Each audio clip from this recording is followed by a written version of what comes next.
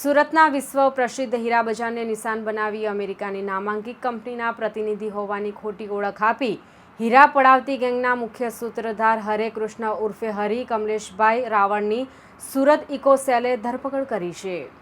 આ ટોળકીએ virtual mobile નંબરોનો ઉપયોગ કરી સુરતના વેપારીઓ પાસેથી કુલ $5,34,220 કિંમતના હીરા દુબઈ અને હોંગકોંગ મંગાવી પેમેન્ટ ન ચૂકવી વિશ્વાસઘાત કર્યો હતો। આ કૌભાંડમાં અગાઉ 4 આરોપીઓ પકડાઈ ચૂક્યા છે, જ્યારે હવે આખા ષડયંત્રના માસ્ટર માઇન્ડને કતારગામ વિસ્તારમાંથી ઝડપી પાડી પોલીસે વધુ તપાસ હાથ ધરી છે।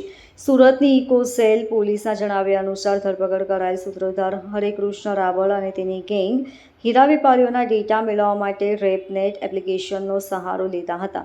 આ પ્લેટફોર્મ પર સુરતના જે વેપારીઓએ હીરા વેચાણ માટે મૂક્યા હોય તેમની વિગતો, મોબાઈલ નંબર અને સ્ટોકની માહિતી આ ટોળકીએ મેળવી લીધી હતી।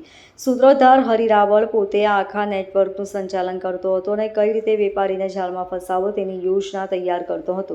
આ ટોળકી અત્યંત પ્રોફેશનલ રીતે છેતરપિંડી આચરતી હતી। આરોપીઓએ વેબસાઇટ પરથી અમેરિકાની જાણીતી હીરા કંપનીઓ જેવી કે હસન ફિલ્ડ સ્ટેન આઈએનસી અને ડાયમંડ એન્ડ ડાયમંડ કોર્પોરેશનના હોદ્દેદારોના નામ, ફોટા અને કંપનીના લોગો મેળવ્યા હતા।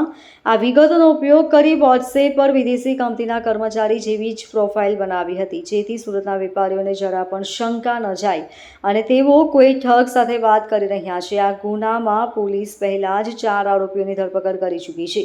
આ તમામ આરોપીઓ અલગ અલગ તબક્કે હીરા મંગાવવા, તેની ડિલિવરી લેવા અને તેને સગે-વગે કરવામાં મુખ્ય સૂત્રધાર હરિ રાવળને મદદ કરતા હતા। હાલમાં ટોળકી અને કેટલા વેપારીઓને નિશાન બનાવે છે તે દિશામાં પોલીસ તપાસ ચાલી રહી છે। Bureau report LK star news, Surat.